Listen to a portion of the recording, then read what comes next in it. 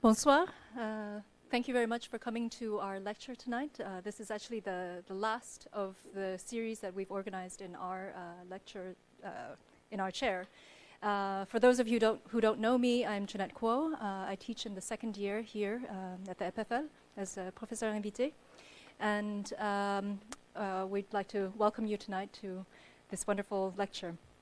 Tonight we're very lucky to have with us Anton Garcia Abril of Ensamble Studio from Madrid, whose work embodies many of the themes, in fact, that we've been discussing throughout the day today. He was also joining us for our midterm reviews, and also, in fact, themes that we are discussing overall here at the EPFL quite rigorously over the last months. And that has to do with the idea of architecture as a constructive discipline. We construct physical and material environments, making spaces out of a system of discrete elements. We construct relationships between our habits of living and the context that we occupy, relationships of spaces that give life to a new set of activities and experiences. But we also construct our own discipline, meaning we form the way that we work, the processes by which our designs come to being, and the challenges that we impose to push the limits of our profession, be they spatial, technological, or material. In the best of all cases, it is an intersection of all three of these conditions. And this is where we find the work of Anton Garcia Abril. From the tiny truffle house by the sea to the hemeroscopium house in Madrid, his work constantly tests and redefines the processes of construction to produce spaces that emerge from the system of making. He combines low-tech with high-tech, often finding new uses for old materials or experimenting with prefabrication to minimize construction times. Like the title of his lecture, Stones and Beams, his work often seems impossibly simple, even primordial, but is always preceded by a precise and painstaking process of planning and calibration. You can argue that his architecture is as much the process of making as it is the end product itself. And many of these constructions have been wonderfully documented on video, which I hope he will also show today. Anton has been an associate professor at the Polytechnic University of Madrid for a long time, and I just learned today that he will be joining the faculty at MIT. He had also been a visiting professor before at Harvard as well as MIT, and has received a number of awards, including the Rome Prize from the Spanish Academy, as well as the first prize in the Venice Biennale in the year 2000. He is also this year curating the Spanish Pavilion in the Venice Biennale. So please join me in welcoming Anton Garcia Abril.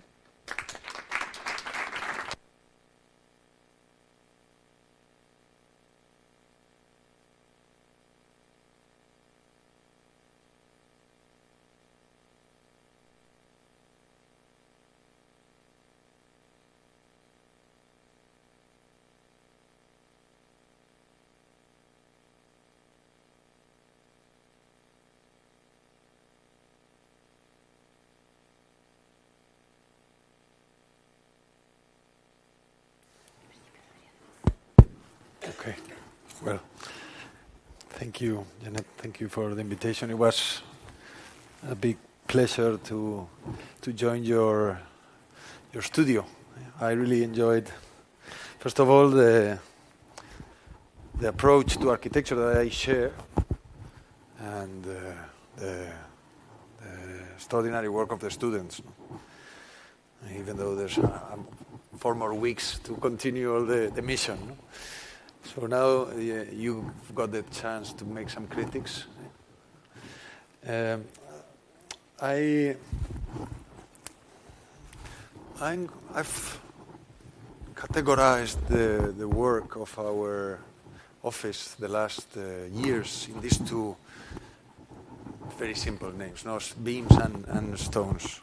Is this doing it right?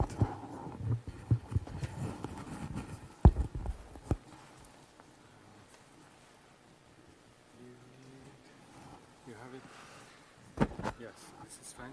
And you have it in your pocket? Sí. Yeah. Okay.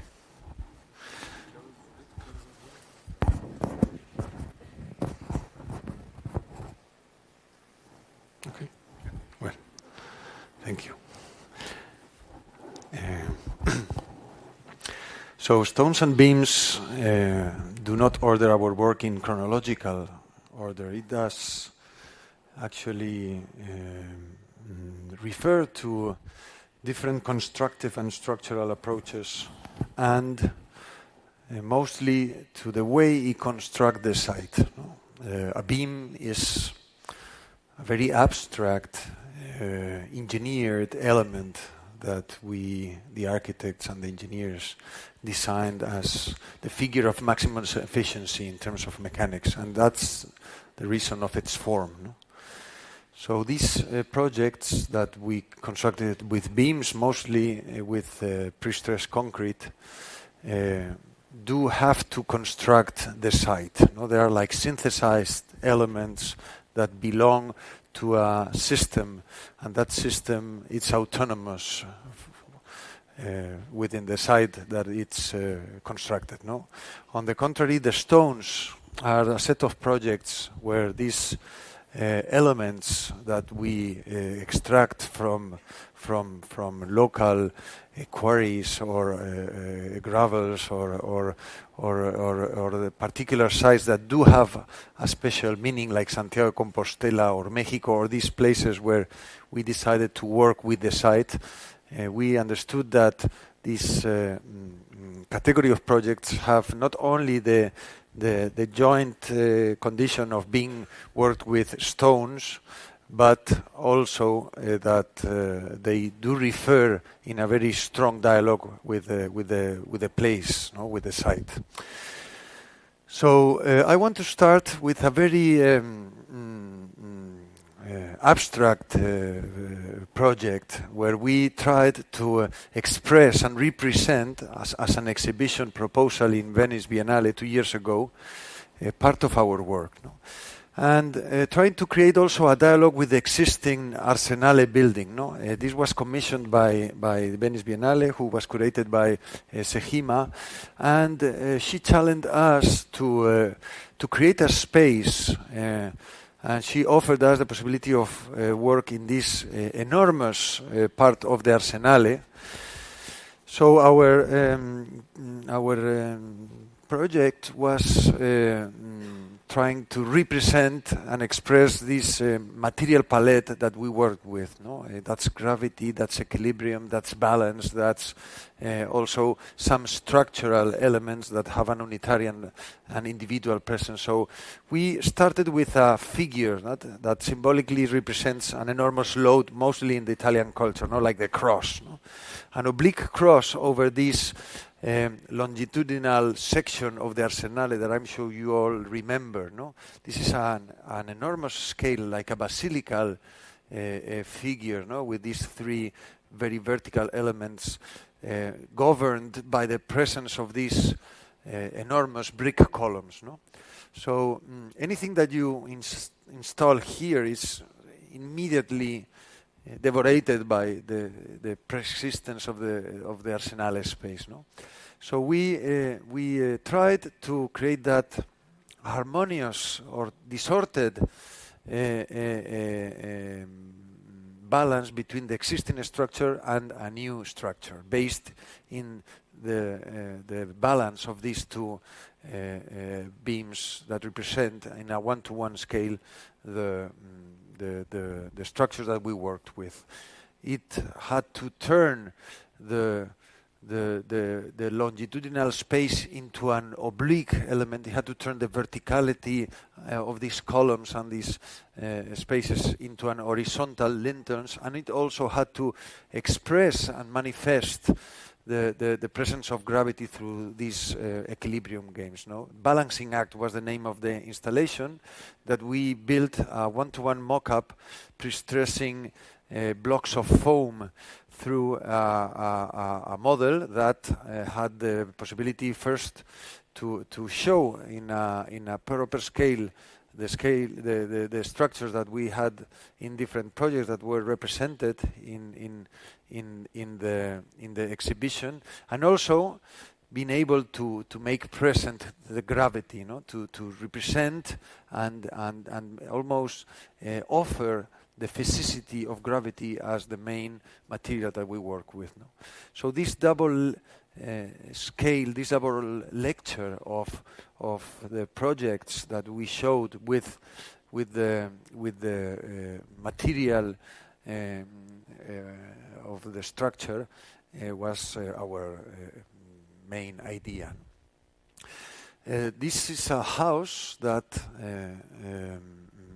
works with this scale. No, this the Meroscopian house is a balance act of 7 elements that stacked and are piled together in this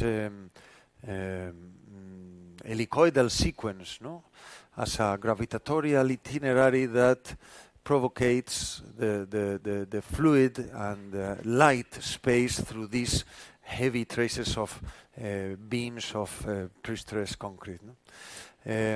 This structure is based in the effort, in the extraordinary effort of the stress that all the pre-tension and post-tension of the beams gives to the form, to the conventional form of the beam. So we did like this crude nature of the industrial element, the way also this classical shape deals with construction. It seems to be like a cornice of a classical element or a domed space. So we made this reinterpretation of these elements, precasted them in a factory, and after creating these enormous 3 foundations where all the loads are deposited, we started this script of prefabrication based in the location of these beams one to each other. As you can see, all the equilibrium is based in one encounter, a cantilever that receives the next one, and again cantilevers and receives the next one, and all this sequence, all this itinerary gets lighter and lighter until it ends in this counterpoint that requires these 20 tons of granite to cut the itinerary of the structure and to represent otherwise the gravitatorial essence of the space of the house. So this is the structure as it was finished, and this is the house completely finished with all the facades and the installations. So it's our it was our surprise to discover how present was the space once the structure was completely finished, and how little extra requirements does the structure to complete the architectonical process. We were attracted by the idea of inserting naturally all the landscape through a distant horizon, and confronting these very tense lines by those traces of the length of the structure versus the wrinkled presence of the horizon, and giving all that contrast between all the tension of the traces and the transparency, the fully transparent of the landscape. And also it was our idea to be able to create a very light space constructed with heavy elements. This apparently contradiction does operate in the way we architects manipulate the notions of weight and mass. No? So these elements, we could affirm that they are very massive in terms of tons. This beam is more or less 50 tons, but the spatial consequences of this equilibrium, of this position, of these unbalanced systems do create the lightness of space. And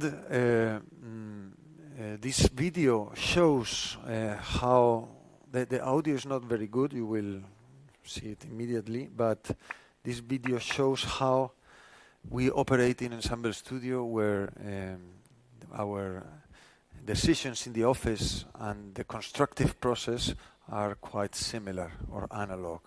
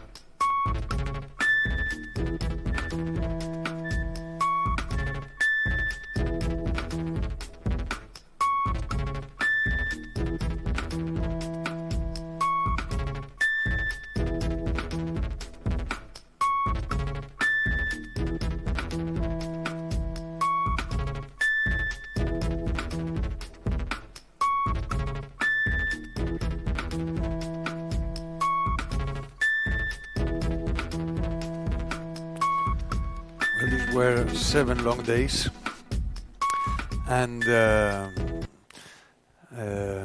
we got some confidence of working with these scale structures. No? We actually did all the construction.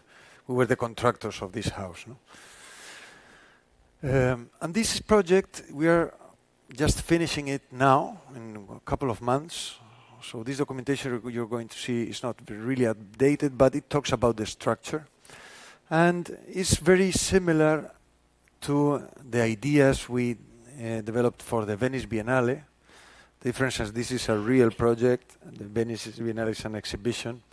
But we had to work in this slaughterhouse. This is the old slaughterhouse of Madrid, but it has the historical protection very similar to the one of the Museo of El Prado. No? So imagine what kind of project we could do is just about furnishing, interior accommodation of the installations, etc. No? So all our proposal was to turn these two parallel buildings into one single project. No? So our idea was to cross all these bridges within the windows, no?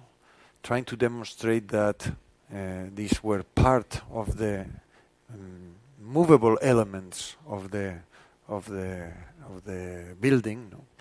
And make again a dramatic transformation of the space, transforming the linearity of these original buildings into a transversal tension, and also putting in comparison all the old structure with the new structure, no? The fragility of the metallic trusses of the industrial pre-existing building with the lintels, no? with the bridges of pre-stressed concrete. No?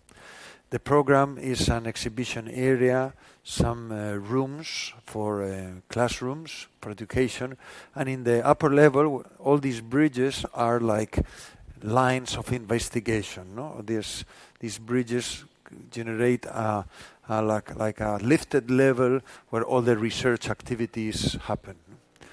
So as you can see in the section, all the project is based in this transversal connectivity between the two buildings and the creation of an internal street, like the spine of both buildings.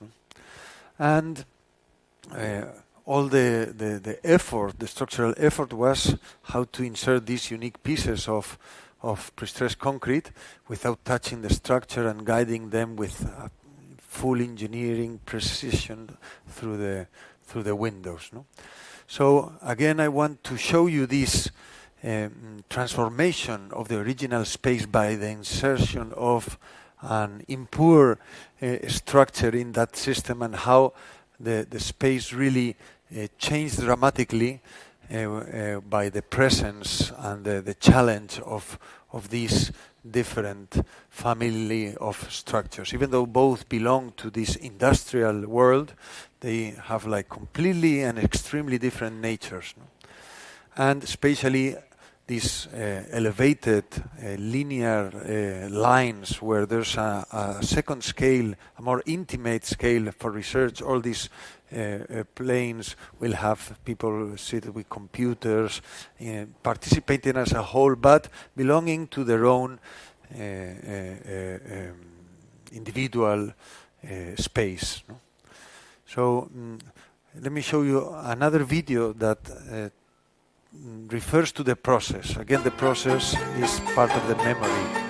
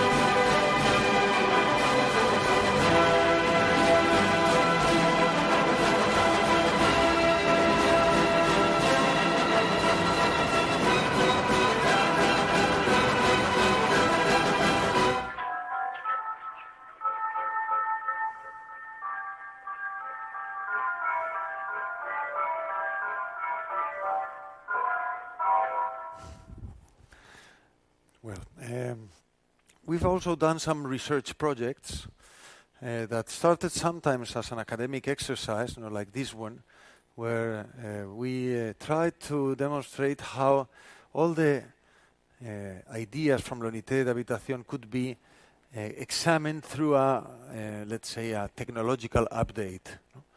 That technological update was to respond, I'm sure, to a desire of Le Corbusier of stacking space and structure on the same time, without challenging anything that is in this sketch. So just using this prefabrication logic into all the different parts and attending all this reinterpretation of the structural cell of La Unité, being able not to insert metaphorically a cell into a grid, what it's not really the process of building La Unité, but being able to stack with contemporary pre-stressed technologies and auxiliary elements, like the cranes that we do have now, the cells of La Unité. So all this structure does give us an enormous freedom, not only to resolve the cell of this system, but to be able to incorporate more variables into that process. That was what led us into the exploration of new housing systems based in this interpretation of the cell of Le Corbusier.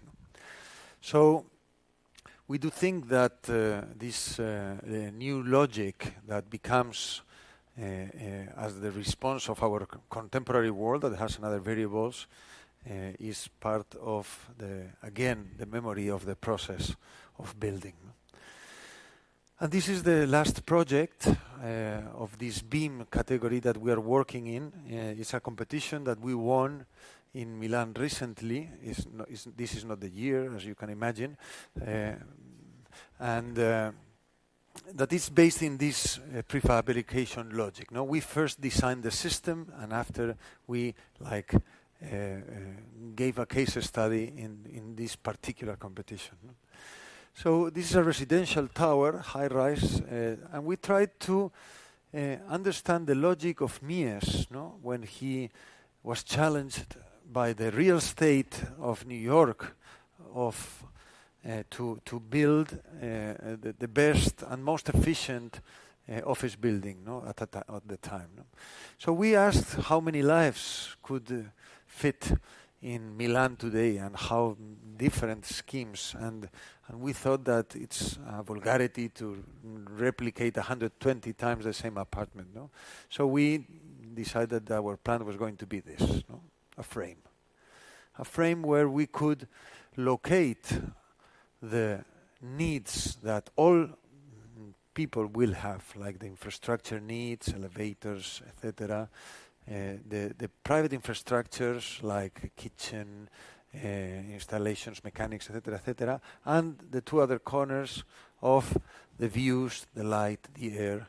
And in this empty frame, anyone could provide and draw and construct their own life. So we copy-pasted existing languages of architecture, like I'm sure you can follow the cultural line of each of these ways, understanding that this familiar convention of a Milano big family could be the neighbor of this Arab jeque, or someone that wants to commission Sejima his apartment, he has to be free of it, and we would like to have this as an office, mixed use, office and living. So we understood that we had to provide that structure that gives all that liberty, all that freedom to be able to respond to any kind of needs.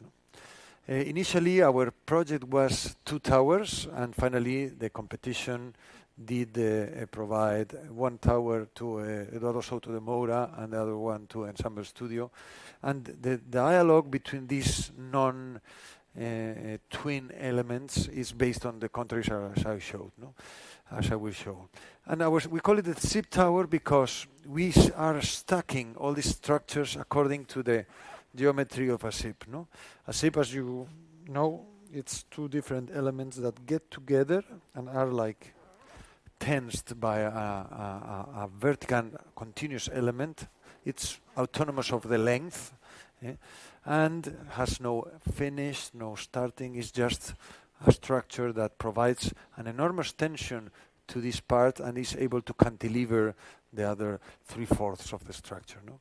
So this is the way we are going to organize the general balance of this tower, trying to post-tense these parts in the 4 perimeteral borders in a very rigid column where the cores are in the perimeter, and giving an enormous liberty of voiding 20 meters of each corner in every apartment. No?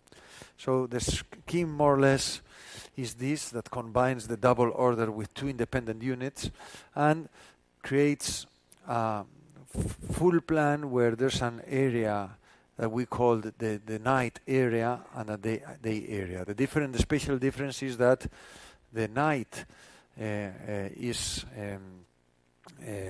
under the influence of that structure that protects and covers it, and the day area does create that like a patio villa continuity with an external terrace. No? So finally, the simplicity of this scheme will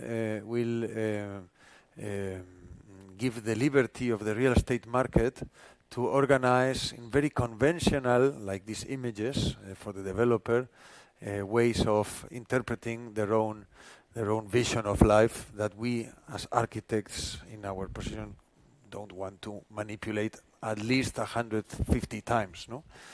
So, and this is the way these two buildings will dialogue with each other. We want that presence of shadows and weight and horizontality versus a very subtle and elegant vibration of the wrinkles of metal and glass that Soto is proposing.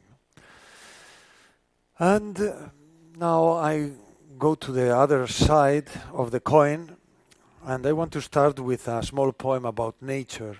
This is a hut, a small house, almost a room that we built in this beautiful landscape of Santiago de Compostela that I'm sure Isabel has talked to you sometimes. What kind of Spain we do have in the northwest? No, it's really nothing similar to the Mediterranean. It's exposed to the Atlantic.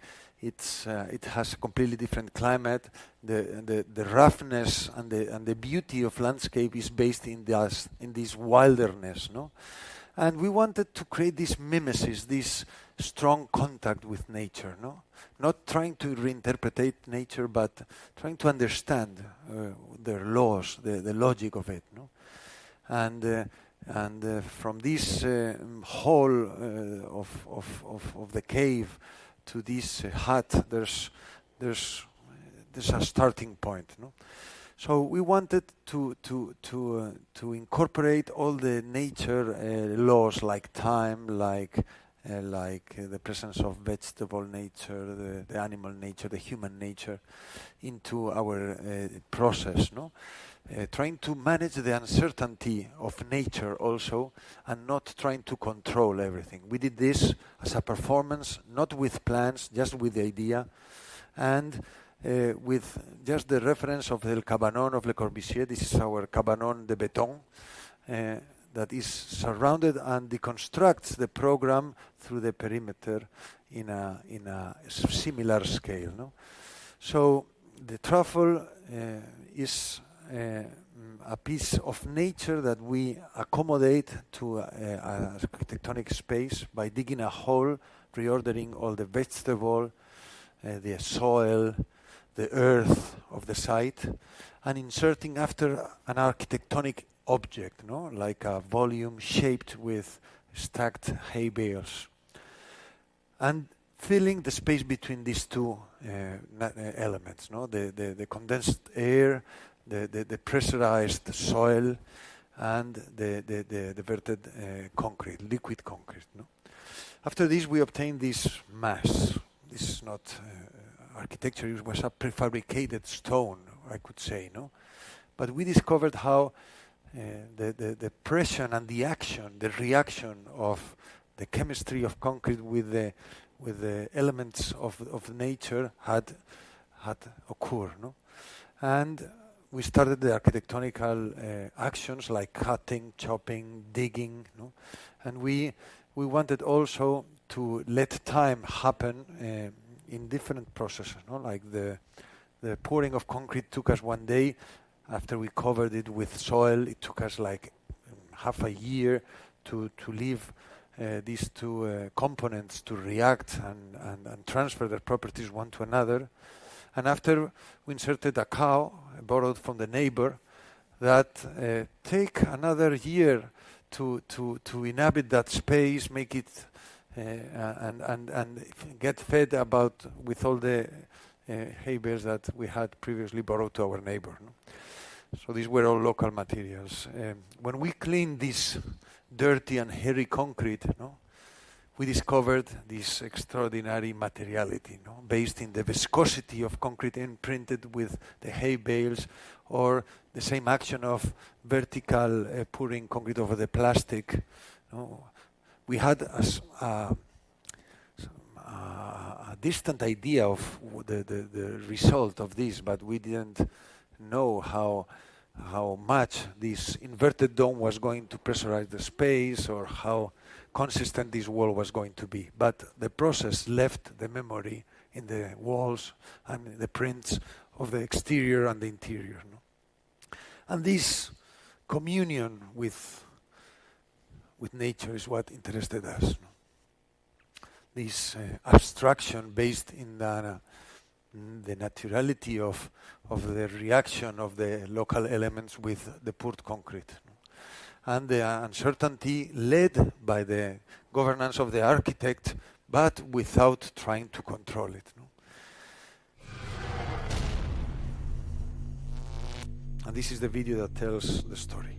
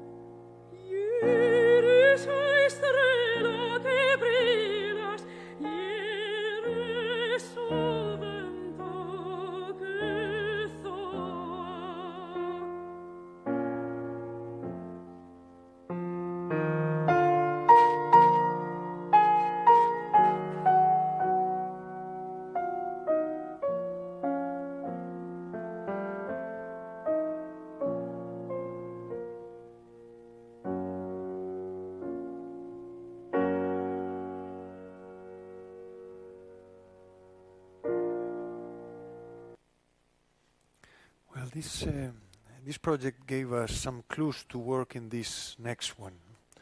It really acts as a prototype, testing how mass behaves in concrete. We are always used to use concrete in strict forms, no? Containing, dominating it. No?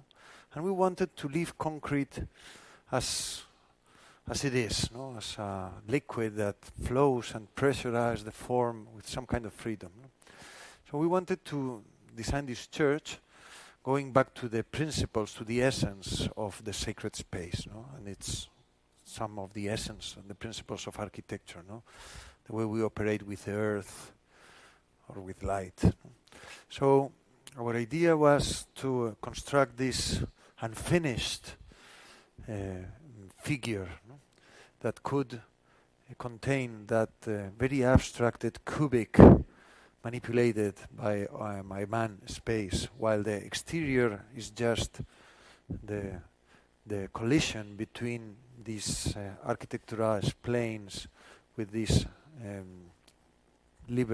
freely poured concrete. No?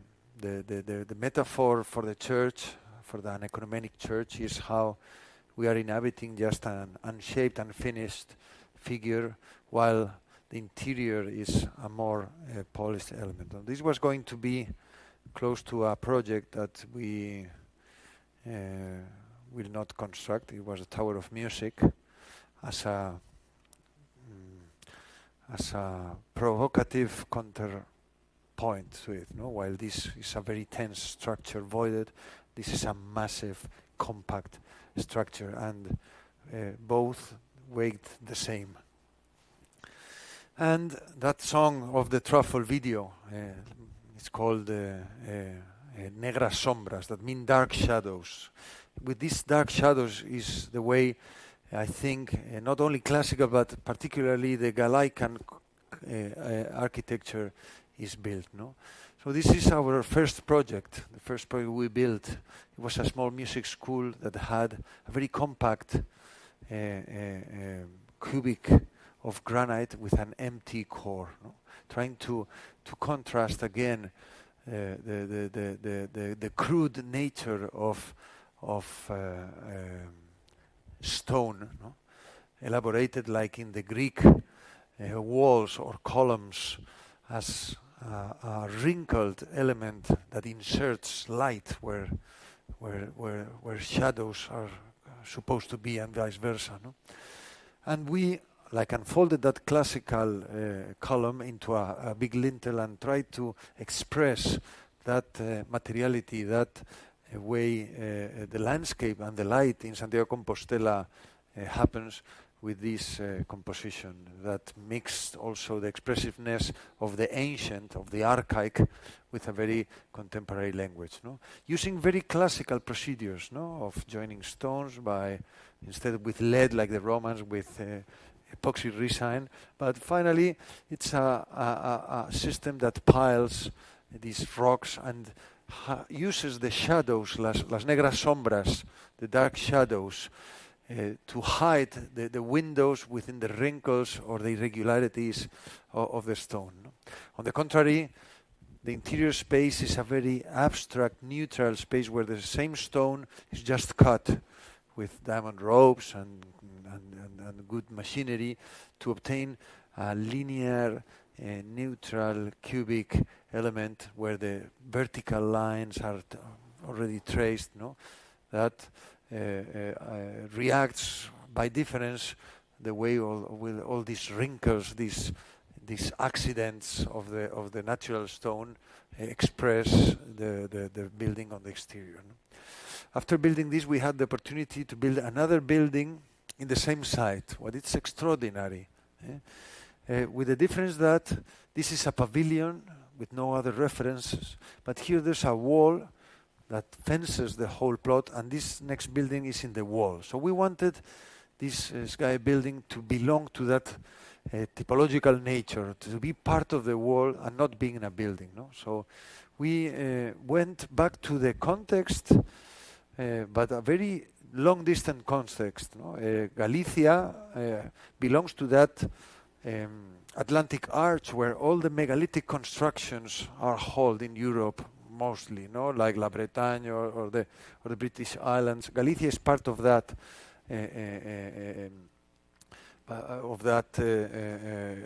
area, no. So I wanted to work with the same fascination that the old architects, no, with the presence of gravity, with the primary equilibrium, with the role of disposing masses in different positions where they were, no. So this building is part of that game, that expressing with the materiality, with the scale, with the structure of these walls as a main typological structure, as a primary structure, all the different semantic meanings that I wanted to transfer to space, no?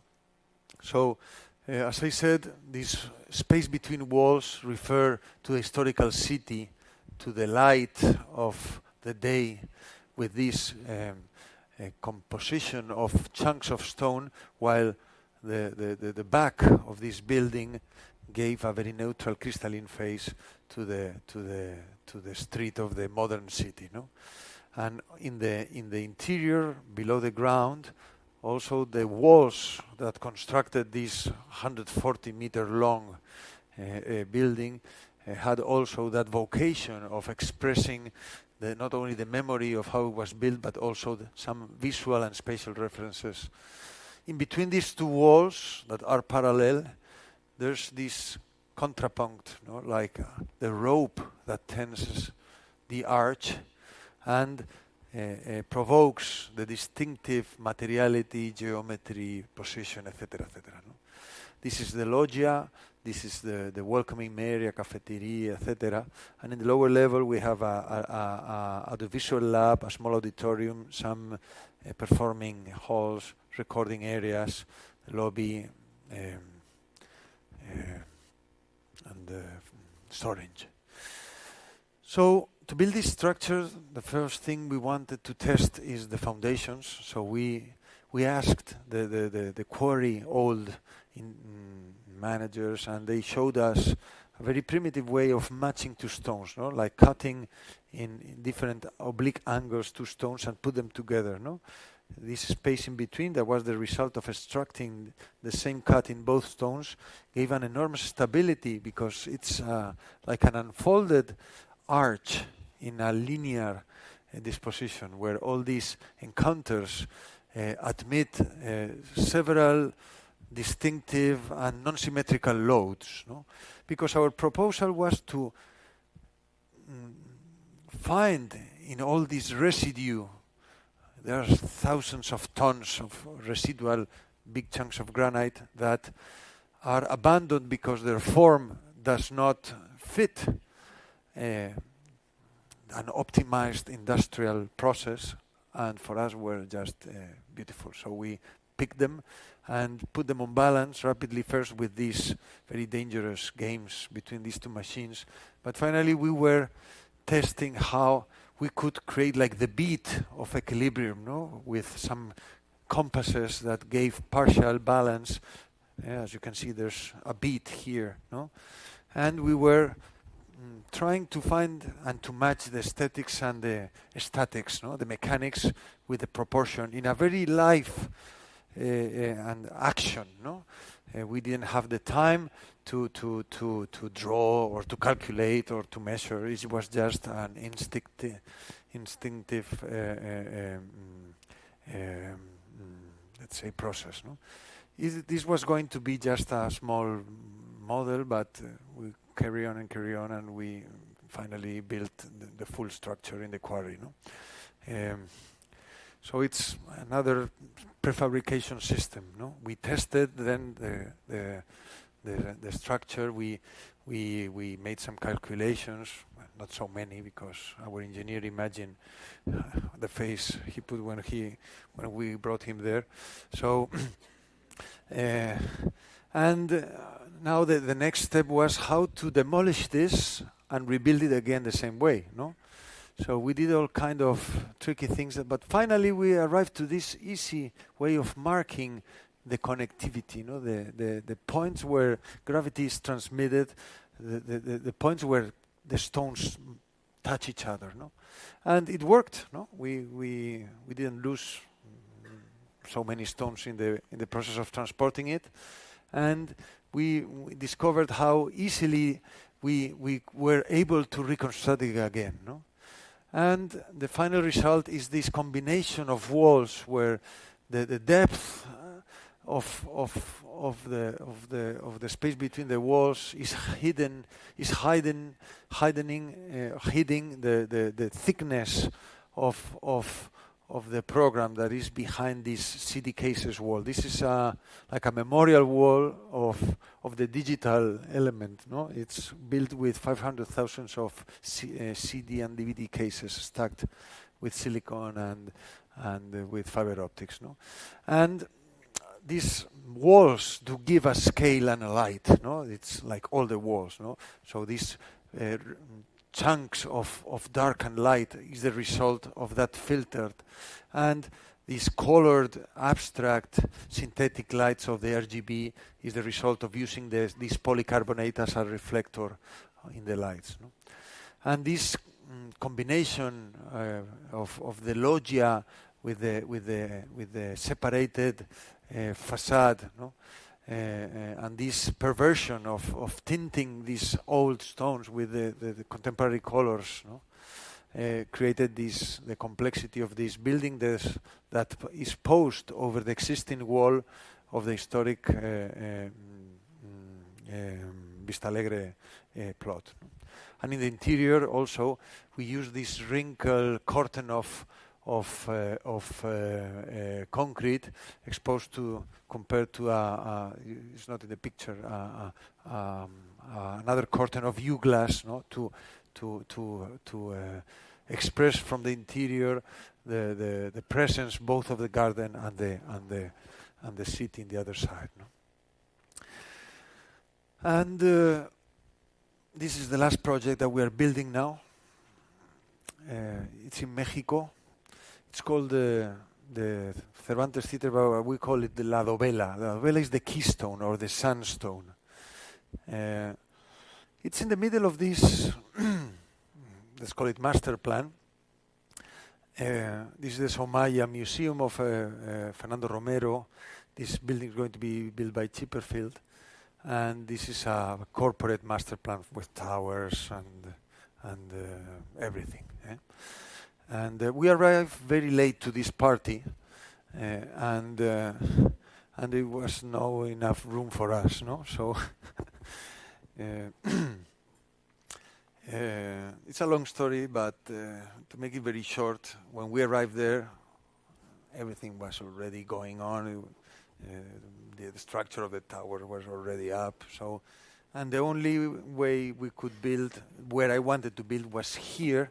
So I gave the client the opportunity of architecture to resolve the idea and his problems, no? And my problems. My problems was that I didn't want to belong to this. So I wanted to abstract from all the craziness of Mexico DF and provide that public space some kind of intimacy in all this monstrous volumetric noise, no? So being in the garden, our strategy was to create an enormous void, to locate into that void the black box of the theater and some terraces that would create the public lobbies and plazas, no? But within the interior of that void that we had created in the garden, no? And that the monumentality and the spatial strength of that excavation should be able to lift that we call it sandstone, La Dovela, and to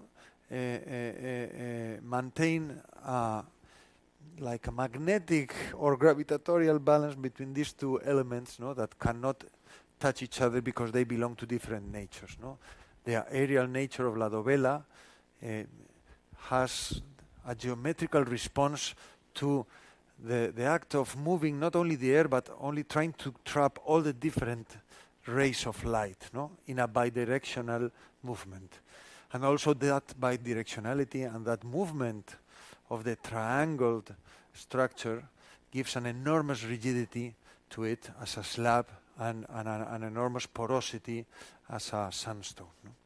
So the scheme is a theater that provokes 4 terraces, all again emulating the Mesoamerican or the pre-Columbine vision of the urban spaces. If you remember the Aztecan spaces, Teotihuacan, or the Mayan spaces are based in terraces through nature, no? Digging the presence of the horizon. We wanted that immersion into the depth of the earth to confront that depth, that vertical depth, with the horizontality of air, light through the materialization in La Dovela. No?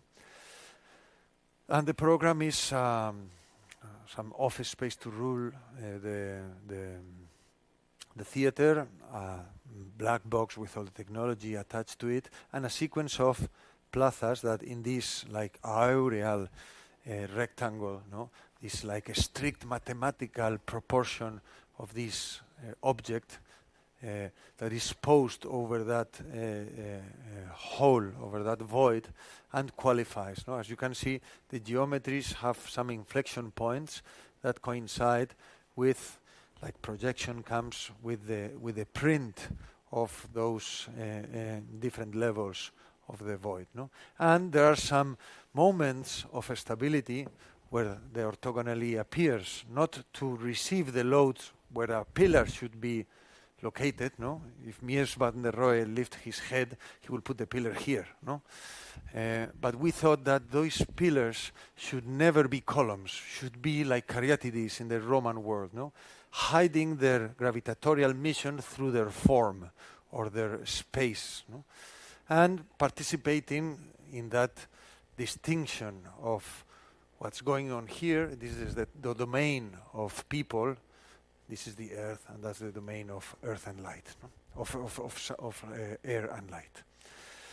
So this, again, difference natures, no? What happens in the garden, what it's digged in the ground, and the construction of La Dovela is the argument of the project. No? And again, to build this object could only have been built in 2 places in the world, in Mexico or in Switzerland. No? I dreamt of it to be built in Switzerland, and we did all the planning in stainless steel, like the Donald Judd sculptures, no? To be cut in plasma or water jet, computerized systems. And we're closer to Jackson Pollock now. They cut them by hand. It worked. It's just another way of understanding architecture expression. No? But I have to confess that my first vision was that almost heavenly built structure, and now it's become very human. Well, this is the model of the metal company. It was a beautiful model, trying to show this red. I didn't tell him these clues, but he discovered that the 2 of them were vertical. No, they painted in red because he always thought that the pillars were going to be there. No, and first of all, what it was a base to like when we were kids and we started drawing, we needed this grid, no, to have a first reference system. We did need this reference system to build it, no? Because once we've cut it all the different parts, we had to put them together and match with precision all these millimetrical tolerances of steel, no? So we prefabricate 100 kilometers away, and this was a good strategical vision, no? Because I don't know if my client would have followed the full process if we had stepped back, no? So, like in the clandestinity, we went to this place and started building first this orthogonal grid, no, as a reference. The precision here had to be like completely 100% Swiss, no? because if not, the other plates will not match. No? And well, but finally, with some little help, they matched. As you can see, the scale of these plates is quite big. This sandstone weighs 1,000 tons. No? Even though it seems so light and fragile and aerial, that's the reaction of gravity and earth and the light together. No? But in terms of mass, this delivers 1,000 tons to the earth. No? And we rebuilt it very rapidly. I don't have yet a video of it. And now it's we are in the moment of I always dreamt of this plane to have a membrane of photovoltaic cells permeable enough to leave the light and with that let's say metaphor of the sun in our contemporary world. No? And we are now discussing if that membrane is going to be built or not. No? But as you can see, this structure creates an enormous and very violent, provocated dialogue between the monumentality of the form and the volume versus the space. No? It's an old battle, no? Volume versus space. No? This is the Jackson Pollock thing I am telling about. No? These are like stairs that the people were like printing, no, in my structure all over the place. And well, but finally it's okay.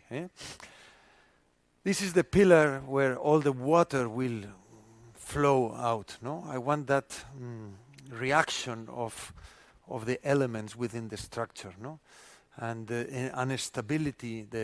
You will never associate this form in that position to a pillar. A pillar is that. No, I discuss always with my engineer that I've never built a pillar or a column. I prefer the lintels or the caryatides. No, but when I worked this with a master engineer called De Buen, Colinas y De Buen. He's like 95 years old. He did it by hand. And the only way you can do this, first by hand, and after you can do all these finite systems, etc. But the first conception, the dimensioning, was by hand. And he always told me that he didn't know yet if this pillar was hanging from the dovela or holding la dovela. No? What it does work, and we have already tested, that this oblique condition of the pillar was to avoid the horizontal movement in the earthquakes. And we've already had one 7.6 earthquake during 30 seconds that the people told me that this was like moving, but it's still there. So, as you can see, all the pillars somehow establish the different spatial dialogue within the parts and the whole, no? And the perspectives are completely different in the position that you can see it, no? Now, all this void is covered, so we cannot feel all that presence of the depth of the earth, but believe me, it's under there. And this is the Mexican or Aztecan pillar. It has like an extruded hybridation between a Mies van der Rohe pillar and an Aztecan pillar. It actually holds like 50% of the 1,000 tons. We call this the folded pillar that turns the inertia from the ground to the air. No? This is we call it el canalón, no? To receive all the water. And this is we call it the A pillar. Our client is called Arteria, but he doesn't know that it's the A of Anton.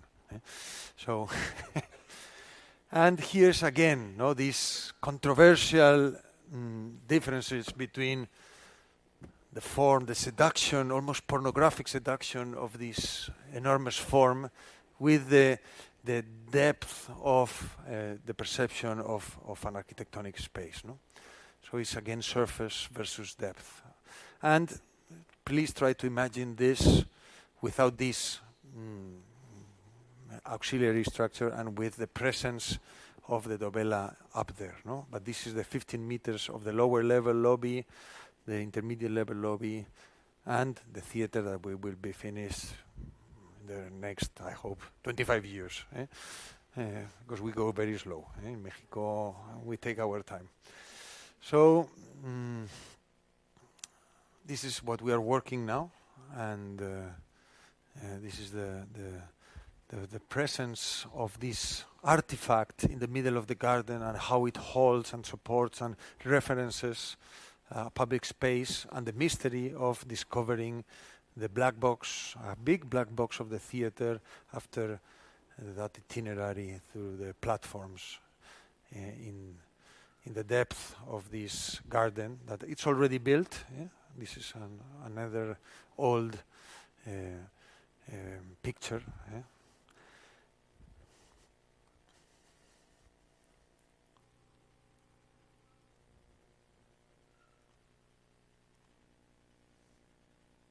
And as you can see, again, we refer to these principles in our work, no? The using gravity and balance and light in a way that we challenge, let's say, the Vitruvian view, but we do practice with the same Vitruvian elements, no?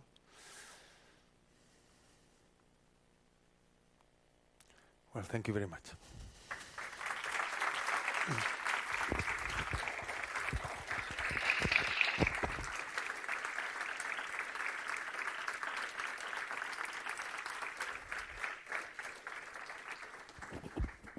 Thank you very much, Anton.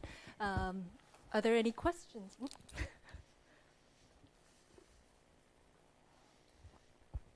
Thank you for a most interesting presentation. I have two questions, and I don't remember the name of the house. That was the first house you showed. With all that glass, is it difficult to keep cool in the summer and warm in the winter? And the other thing is, how are you sure that huge block of granite isn't going to fall down? Well, 100%, I'm not sure. But you can never be 100% sure of anything. The glass facade of the Meroscopian house is open to north, and the parts that it's open to south and east, because the west it's completely closed, it's protected by a 13 meters cantilever, no? So it really, all the patio does create a bioclimatical cushion over that radiation impact, no?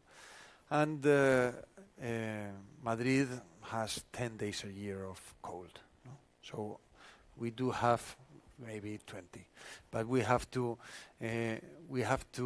protect the house to the heat rather than to the cold, no? And the only way we have to protect to the heat is to avoid the direct exposure of the glass into from 12 to 9 o'clock at night, 6 months a year, no? And that's the form and the geometry of the house that provides that protection, no? After said that, it would have helped some kind of insulation, but only 10 days a year, and it's not because of the transfer of cold, but for the condensations. But this kind of stuff, you don't really notice them until you build it. We are working on that.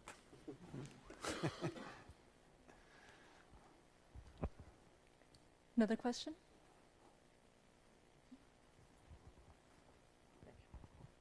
Hi, good evening. Thank you very much for the brilliant lecture.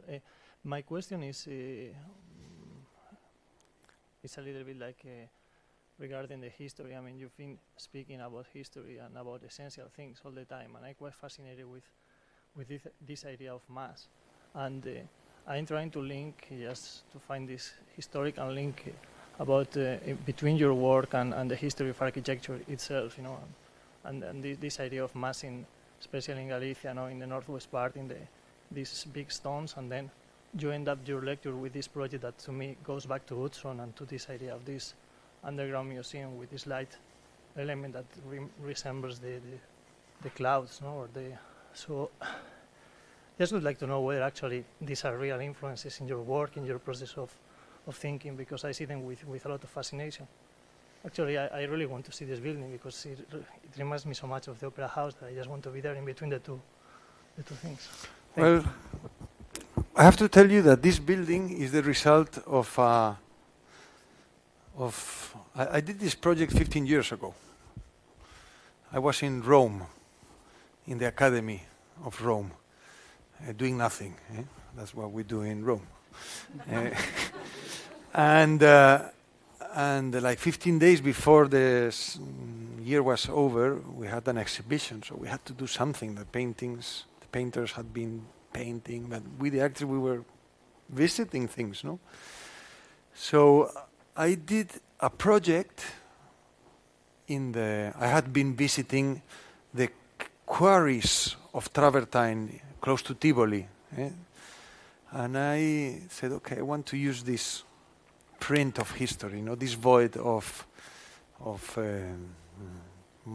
almost 2,000 years of extracting stone from here as the space to create a villa for Agrippa. Agrippa was the builder of El Panteón, as you know, very close to Adriano, his friend. No? So it was a divertimento, and this villa had like 3 elements based in the Adriano, the Villa Adriana juxtaposition articulation of elements. My proposal had like the house, la palestra, and the theater, no? Like 3 prototypical parts of that given program. And this, I used that void of the quarry of El Barco and inserted this last stone, no? In Tivoli. And that was the abstract proposal, no? I have to tell you that 15 years ago, this piece had 8 pillars, like Mies, no? But it took me 15 years to arrive to the conclusion that those were not the right pillars to connect, no? Like in a column, the immateriality of light with the grave presence of the void of history, no? So when I had the chance to and that was the inspiration, the Roman Academy, Rome, Adriano, Tivoli, Stone, the Quarry, Mies van der Rohe, and these kind of perversions, no? And 15 years after, I had the opportunity to make another theater in another place where history has an enormous presence, where the keystone, la dovela, la piedra del sol, the sandstone is the most important archaeological discovery from the Aztecas culture. It's in the Archaeological Museum in Mexico, DF. And then there was a collision of moments, circumstances, and ideas, and we somehow used that previous research into a real project, no? So, and the tower in Milan has been also the result of a previous research. Now things go so fast that we do not have time to design, so we have to do the things and wait for the moment, no? I'm not able to think in 2 weeks or 2 months in a project, no? So I have like an oven, no, where some ideas are backed up, and so sometimes you have to mix times and link different circumstances, no? And that's not the answer to your question, no? So much better than my question. Thank you.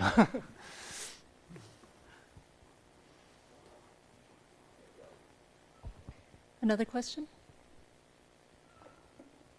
Actually, I have a question for you. I think that what's for me really fascinating in a way about your work, and also why we were interested in bringing you here, is that there is something very, very sort of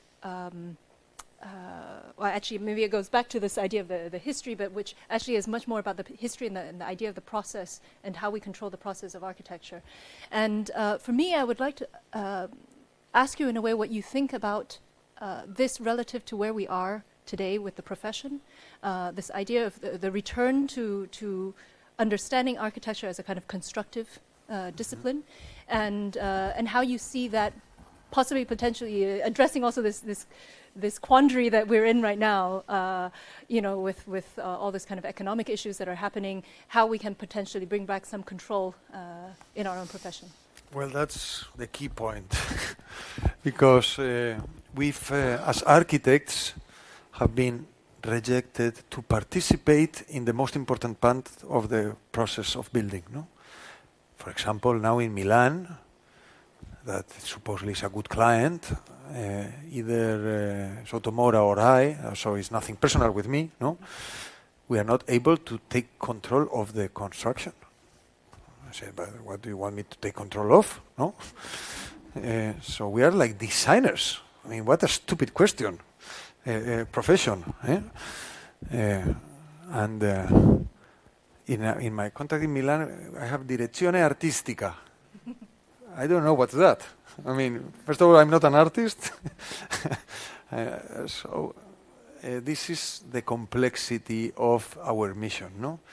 So I think this is because of the Anglo-Saxons, no? They have installed their methodology where the architect is a designer and there's another people that do the rest of the job, no? So the process will always be handicapped, no? In our personal experience, because the characteristics of our work, we rapidly didn't find a contractor, no? So that made us be our own contractors, no? But now, recently, these kind of projects that we are doing, the system does not allow us to be the contractors because they think that we are not capable to take that responsibility, what is absurd, no? I mean, it's much easier to do this than the Mescopian house, for example, no? So I've been thinking about this, no? What can we do to recover the control of the process and of architecture, no? And I think I might be wrong that architects should not deliver any more design, should transfer technology, should transfer knowledge, should be able to transfer those processes. And that changes the rules of the game, no? So if we are able to control through research a previously given statement to the project, then the project is just like an immediate consequence of that itinerary, no? Yes, but that creates generics, no? But this project in Milan is exactly that, no? Or the interpretation of the Unité de Habitación is that we have already that let's say technology. We do not. If a client wants us to build that, we won't be the designers. We just transfer him that system, process, etc., etc. No? I'm wrong. I'm sure I'm wrong. But I'm desperate to convince my clients now that architecture is a long itinerary between what we are doing now, that is the cheapest and easiest thing, like design, and all the constructive process, no? But we are not demanded to do that no more, no? And it's a very dramatic thing, no? We will go back for sure. Yeah? This is just the result of the excessiveness of architects the last 20 years, no? So one day this will re-equilibrate again.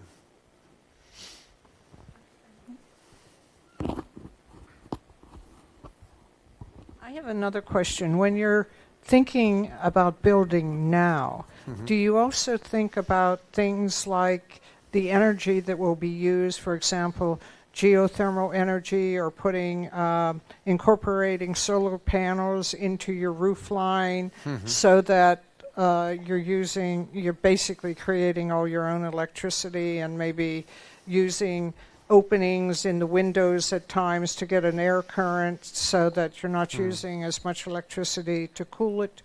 I'm thinking of Philadelphia, in the summertime we get 90% humidity, if not 100%, and 110 degrees Fahrenheit. Do you think about things like that when you're making these wonderful buildings? Yes, of course. I mean, that's part of the genetic of architecture. No? It has never been abandoned. No? The problem is now the bad architecture is selling that. No? But the good architecture forever has considered all those elements. No? So it's when I hear about all these like stamps, I feel kind of embarrassed, no? Because it has been always been that, but we've never used that as a mercantilized process. Yeah? Of course, the Meroscopian house has solar panels, photovoltaic cells, gray separative element. It has everything that a contemporary house has to have, no? And in Mexico, for example, this is the most efficient thermal design that I've done because it's buried, so it has no exposure to sunshine. It has no radiation transmission. Acoustically, it's provided by earth, so I didn't waste anything to provide that thermal and acoustical insulation. Even the dovela was supposed, and I had to confess that my idea was the photovoltaic plant of the full master plan, but there's no grid in Mexico to transfer all that AC into 220s. So it's, I think the design goes beyond the technology in that aspect. And generally, when you see all this green thing advertised, is that the design is so bad that you have to like inflate with cheap with very expensive, technology, a bad design, no? Like when I see green corporate buildings, all glass, no? I mean, yes, they have to be green, no? And, well. Okay. Thank you. Yeah, welcome. Any other questions? Well, thank you very much, Anton. You're very welcome. Thank you.